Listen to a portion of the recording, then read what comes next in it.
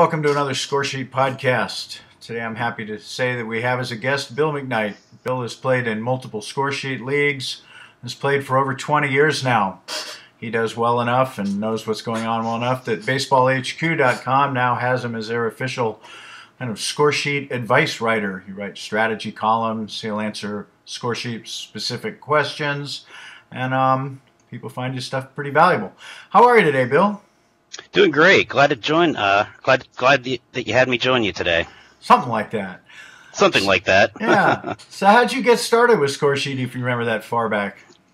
Yeah, I know. It has been quite a while. So I started playing Roto from almost the inception. Got the book in the early 80s, the original rotisserie baseball book, and after, I don't know, about a decade, I started just feeling like there was a lot more that could be done than just counting home runs and stolen bases, because there's a lot more that goes into baseball than that, or pitcher wins, that kind of thing. So one of my friends actually said, "Hey, have you ever heard of Scoresheet?" I said no, so I looked at the website and bought in right away. And I guess it was 1998. We did a single-year league where we mailed in our lists.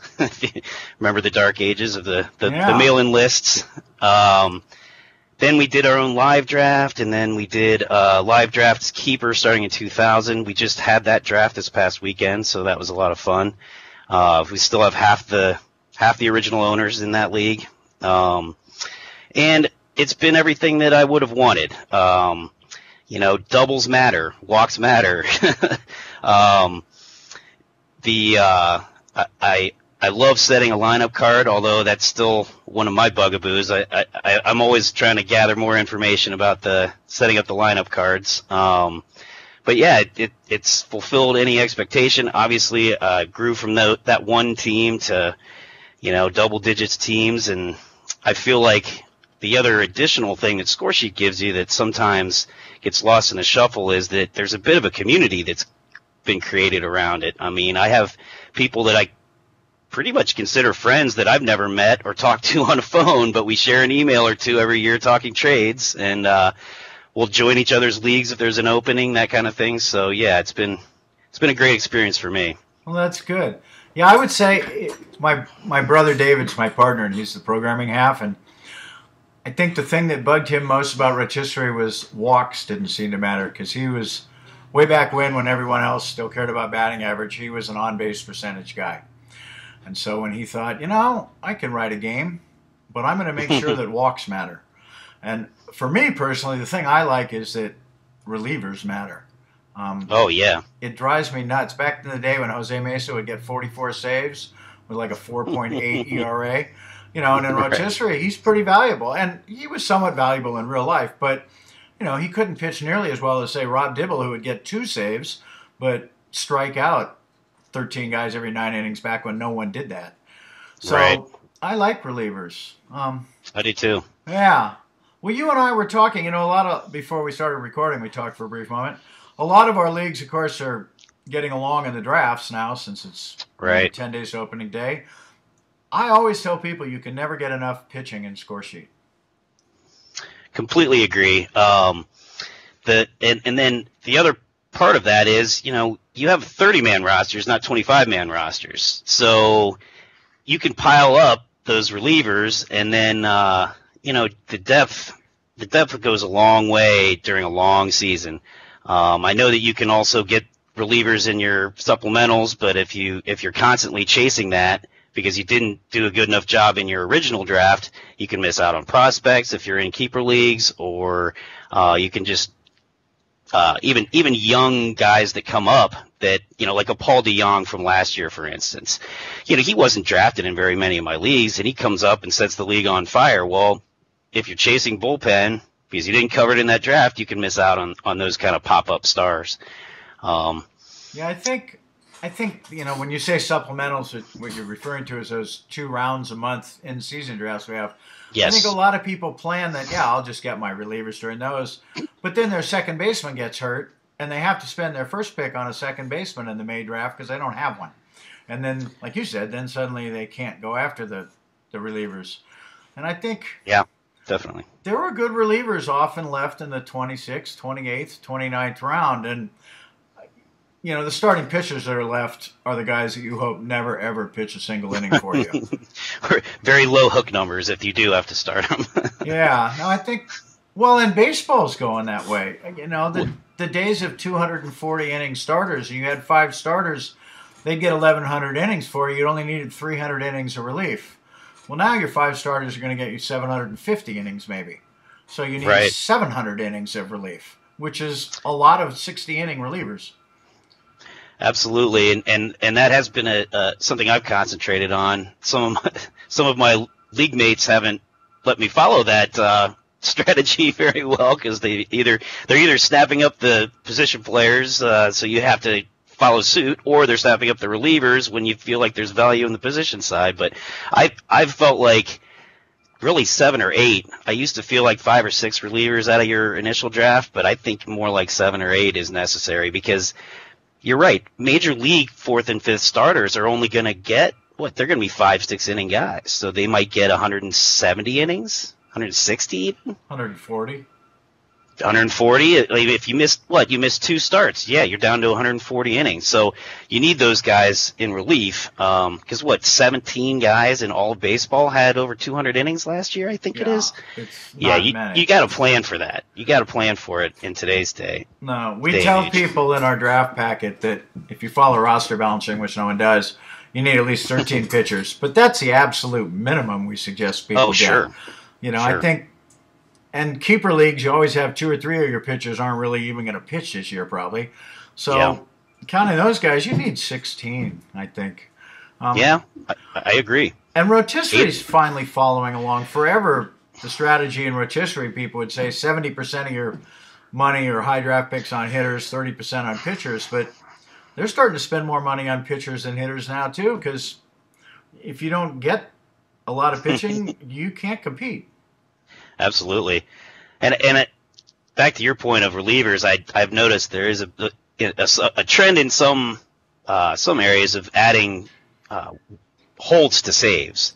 So you give a little bit of value to those middle relievers that have lights out stuff, so they can really help you with their ratios. But then, that speaking of them adjusting, yes, that it's definitely another adjustment I've seen. Yeah. And by the way, if you haven't played much Scoresheet, when Bill and I talk about relievers, we don't mean you need to draft real-life closers. Saves and Scoresheet do not matter that much. You need to pick guys that, are going to get some innings, but that have good ERAs and good whips, especially relievers, because they come in with inherited runners. And if they don't give up a base hit, the inherited runner probably won't score, and then that's a pretty big help. Well, and you're seeing with guys like Andrew Miller in the majors, he's had a couple injuries, but he's getting more innings than Cody Allen. That setup guy who might be a multi-inning setup guy, that's more innings, so that's more valuable in Scoresheet if you've got similar ratios between the setup guys and the closer. Yeah. Go ahead. And I've always targeted it that way. I rarely end up targeting actual closers because if they're 1-inning guys, look at Wade Davis. Great reliever, 50 innings last year. Give me a 72, 75-inning guy that is going to provide nearly the same value in your ratios. And usually you can draft them a lot later. I think. Oh yeah. The guys with saves, they just go high because they got sexy numbers. Yeah, and just name recognition. Right. Luckily, we are still getting. For your business model, we're still getting new players that come from Roto. One of the leagues I picked up this year, the first guy that reached out to me said that last year was his first year in Scoresheet, and he came from Roto, and it's been a tough tough transition, but he's feeling good about this year, and so we've had a couple of conversations. So I think part of what Roto people, if they're coming over, it really should almost be easier because you don't have to worry about categories. If you can just throw out your steals and runs scored and saves, really all you have to do in Scoresheet is draft just like, if you're a Dodger fan, draft just like you'd like to see the Dodgers put a team together and not worry about, is D. Gordon worth an incredible amount because he steals some bases. So in some sense it can be, I think, easier. You just pick the best players and if you think on-base percentage is the most important thing in baseball, you pick those guys. If you think a 3-run homer wins more games, like Earl Weaver always thought, then you pick those guys. I think some people try to make it more complicated than it should be, because we're all baseball fans, so we wouldn't be doing this. Absolutely. I think you definitely have a point there. Going back to that, I know off air we spoke a little bit about some of the stats you may look at. And from Baseball HQ, from that perspective, I generally have looked at BPV for the pitchers, which is the base performance value. They have a calculation for that for hitters, but I feel like their runs above replacement is a little more refined for hitters. The BPV hasn't been around as long for the hitting side, but those seem to give me a good just sort of ranking snapshot if I'm looking in between two different players. I like the runs above replacement for when I'm comparing the value of a hitter to a pitcher. Like you said, if I know I'm going to take a pitcher this round, then I just look at the pitching stats, and that makes it simple. But sometimes you go, well, do I want this 4th outfielder or do I want this 6th starting pitcher? And you can kind of look at that runs above replacement to get an idea of, because really that's what it all comes down to. It doesn't matter whether you score a lot of runs or you're good at not giving up runs. It's really run differential in baseball and in Scoresheet. They don't track standings and win-losses perfectly because some teams win a lot of blowouts, some teams win a lot of close games. But as a simple one thing, you want to have the best run differential possible, and almost doesn't matter how you get to that run differential. Right.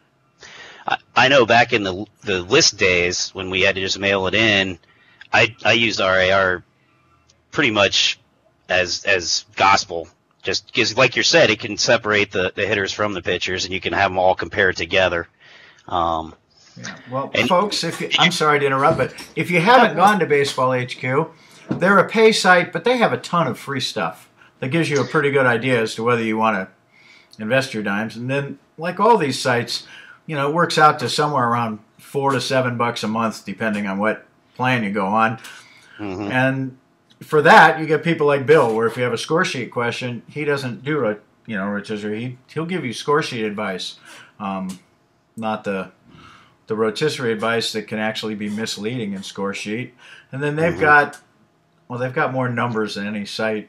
You're never going to want to read all the numbers on Baseball HQ. It's just not possible. That's true. So my profile is Bill at HQ, if you ever want to look me up there. My articles are behind the pay site, but they're in the strategy section. Last year was my first year, so didn't have too much content, but we're hoping to ramp that up a little bit this year. Well, there's a lot of people that work at Baseball HQ that play Scoresheet, so it's not just you. It's if you write a question on a forum, someone will give you a pretty good answer. That is true. Because a lot of the writers that write for Baseball HQ, it's kind of a thing of pride to me that how many people in the industry actually play Scoresheet, which is a nice pat on the back I give myself. Sure. I listen to a lot of podcasts each week, and, they don't talk about Scoresheet all the time, but you're going to get a Scoresheet comment from almost everybody that I listen to in the industry. Yeah, no. Todd Zola, Jeff Erickson at RotoWire, all those guys that have been around like me that are getting up there in age. They've been doing this for 30 years, and an awful lot. I mean, they play rotisserie too, and I don't want to downgrade rotisserie.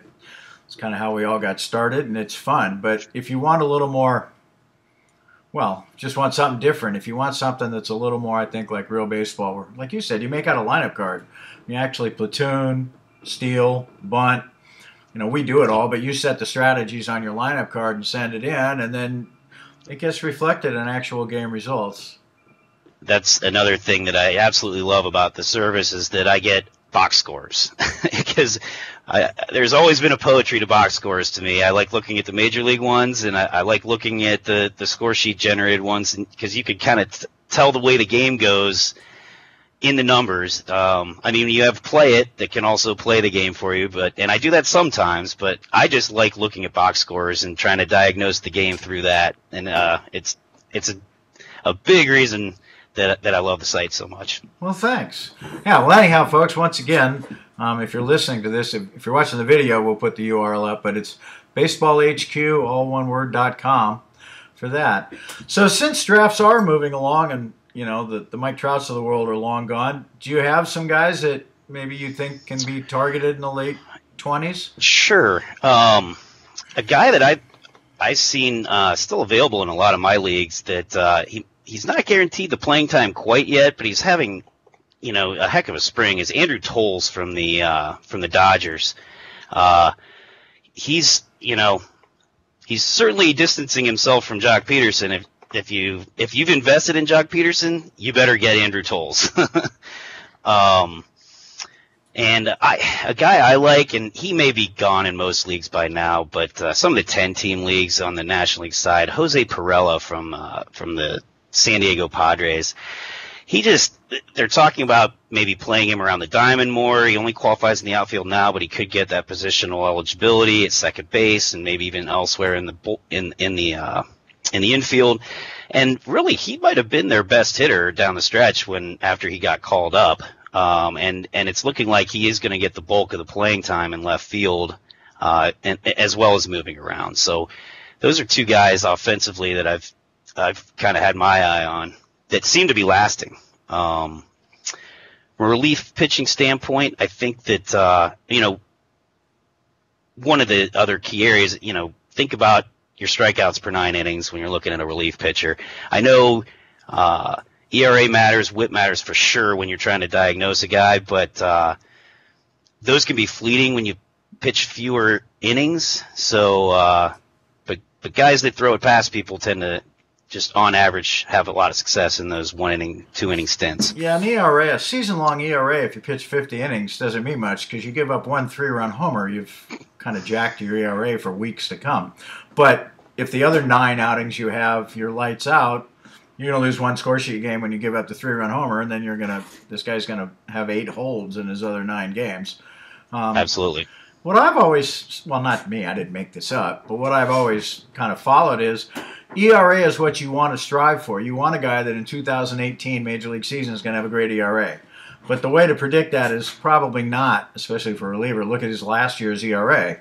It's look at, what was his strikeout per inning, or maybe more modern, better if you have the time or can find it, is swinging strikes.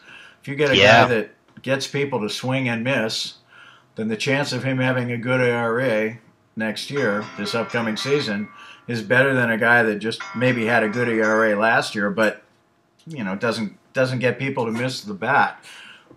The Giants have a couple starting pitchers like that. It's like, if you don't ever miss the bat, these days the ball goes out of the park a lot. It's a problem. Yeah. Well, sure, with the batters elevating launch angle, or at least trying to maximize launch angle. I think you've seen some guys that rely on staying low in the zone all of a sudden are giving up a lot of home runs because they're just golfing it out. So that, you're seeing some revolution with some of the StatCast data from MLB Savant, or Baseball Savant from MLB, where high spin rates are having an effect. Guys that can really spin a curveball, for instance, or even a fastball, because they can get that rising effect to it. If you're going to go deep, those are some things you can also look at to find out, maybe find some gems out there. Chris Stratton from your San Francisco Giants is a guy that has high spin rates. So he's a guy that he's probably gone, but if he's not, get him. Yeah. Well, I mean, it's like no matter what game you play, the guy that knows who the 4th and 5th starters in real life are going to be is going to do better. Because that's true. Yeah, if you're in the round 20, anybody that's in the top 3 of a major league rotation is gone. It'd be nice if we never had injuries and the top 18 guys we picked got 90% of our at-bats and 90% of our innings. But as anyone who has played any form of fantasy sports knows, injuries are a huge part of sports, especially with that 10-day DL now, where instead of giving a guy a couple days off, they just stick him on a 10-day DL. Yep, and then yes, that had a huge. I feel like with the roster sizes in Scoresheet, if you've balanced your roster, and I know you mentioned offhandedly that people don't use the roster balancing tool that's available on the sheet, but people are still balancing their. Yeah, they're still trying to get a balanced roster. Yeah, they're still doing that, but the 10-day DL will drive you crazy, especially in weekly lineup leagues that aren't Scoresheet. At least you guys wrote it in there that, okay, if you've got your bench set, you're not automatically getting AAA or not getting no stats. It's going to put in the guys you've set on your bench card. So yeah, we figure in real life they call guys up from the minors and they're there the next day. So you mentioned we have a 30-man lineup card limit, but teams draft 35 in the preseason in most leagues. Yeah. If you got a guy on your farm system and has playing time that week and you have injuries, we'll automatically play him. So you don't want to spend all your late picks on prospects. You want to get some guys that are going to have some time because they're going to end up playing, unfortunately, more than you want, I think is what people find. And if you're prospecting beyond the very, very top guys, look for guys that are on the edge, the guys that played in AA all year last year and are going to start in AAA this year, or the guys that are in AAA for a second year as you're filling out that roster. If you think that's better than, you know that the bench player you could take might get 1 or 2 games at a week, but this prospect could come up and actually play, look for those guys, not the guy who just got out of low A ball and is still probably 3 years away from the majors. Yeah, because no matter how highly touted they are, the percentage of guys that make it from low A to the majors, even if it takes 3 years, but just ever make the majors, they all think they're going to make it. But of course, there's a lot of guys in the minors that never sniffed the major leagues, and a lot of those guys get drafted because somebody read a Roto World put out a blurb. This guy hit 2 home runs, and 6 people draft him an hour later, and he never makes it to AAA. Right. Well, Bill, it's been great talking to you, and I hope you're keeping your head above with all those leagues. Oh yeah, it's this is my favorite time of year. I always refer the week of that my original draft as my Christmas week. So got that out of the way. I really appreciate the opportunity to come on and join you. And anytime you want to chat about baseball. Yeah, no, we've never been good about having podcasts during the season. I usually do it in the preseason and then I kind of move on. But I'm going to try to do one a week all season long, more or less anyhow. And so that'll open up plenty of opportunities for guys like you that can give a nugget here and there, like, hey, in the May draft, so-and-so is going to get called up next week, and maybe you should draft him. I'd be happy to help anytime you want it. All right. Well, thanks. Good talking to you. Yeah, same to you. All right, Phil. Take care. You too.